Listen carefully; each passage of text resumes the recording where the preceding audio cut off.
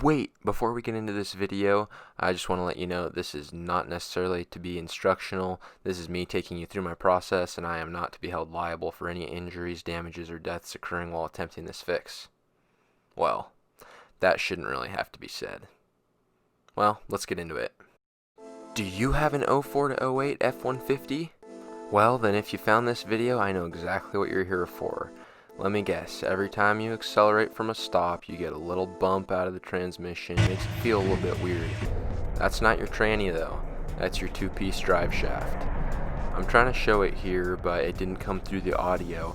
But every time you accelerate from a stop, there's a weird bump from the rear of the vehicle. Kind of feels like the transmission, but it's not. Alright, we're going to find this problem, we're going to show you where it's at, and we're going to fix it. First, you're going to need to chalk your wheels, throw it in neutral. Once that's done, get your jack stand under there, find a good jack point, and put it way up in the air.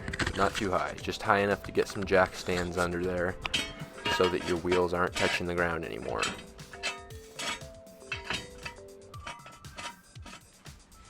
Once you've got your jack stands set, go ahead and make sure your wheels are still loose from the ground and give them a wiggle just to make sure. You should still be in neutral at this point. Make sure on your pinion flange that you match where the drive shaft is connected to it and leave a little mark.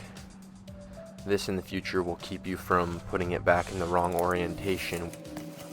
All these bolts under here are going to be a 12-point socket, 12mm. Grab your breaker bar because these are on here tight. You're going to need to remove 3 of the 4 bolts and leave one almost all the way loose while you break it loose with a hammer. Or if you have a hand free, you can take them all out.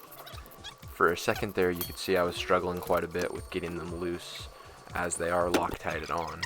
But a little bit of penetrating oil and a second person in the cab to set the parking brake every once in a while to keep you still is really helpful. Now wait a second. When you hit this to get it loose, break it off, hit in the green zone, not the red. You want to hit it directly where it's attached, not through a U-joint.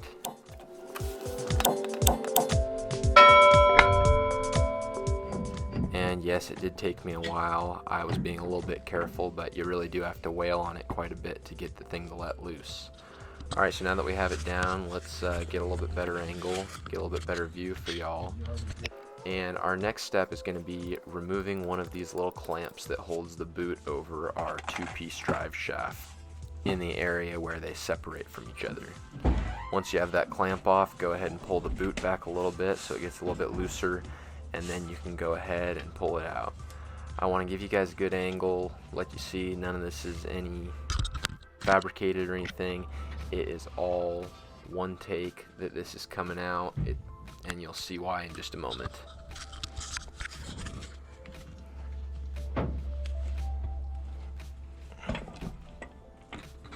And there it is. You slide the splines out. Let's take a look. Completely dry, not an ounce of grease on there. Pretty dirty too, some grit has gotten in there over the years. Well, there's your whole drive shaft you pulled out, at least half of it. Let's grab some brake clean and a scrub brush, get these things nice and clean before we throw our grease on.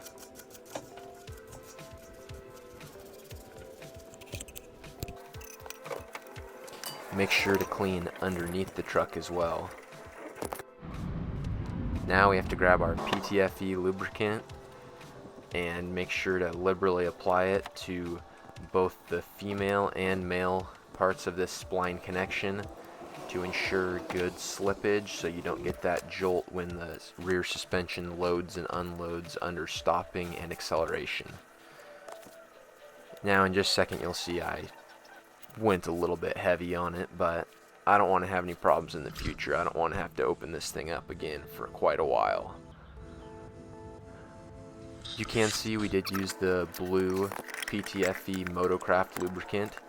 I do not recommend buying the eBay version, but if you just pick up some PTFE based lubricant on Amazon, it's quite a bit cheaper than the little kit that includes a clamp.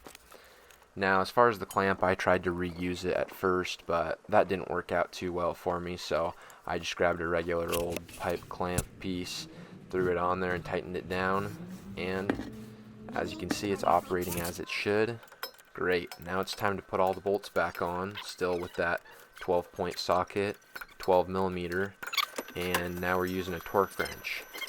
I'll leave the torque spec on the screen right now, and once again, it is always very useful at this point to have a second person in the cab to set the parking brake and release it as you tell them to, because this drive shaft with the wheels off the ground wants to be constantly spinning. Now, as you can see, those two lines that we marked earlier are matched up perfectly. That should be great. Now we're going to avoid corrosion buildup. Now we're going to take off from a stop. Vehicle's running, and there we go. Of course, audio didn't come through, the exhaust is too loud, so you couldn't hear what was going on. But go for a quick little test drive, and it seems like we've solved our problem. And as of the recording of this video, everything looked good, was great. Took it for a nice long test drive, and I was very happy with the result. Now, about a month or so later, while I'm editing this video, I've noticed no issues since, and I've been really happy with this fix. Feel free to leave a like, subscribe if this video helped you.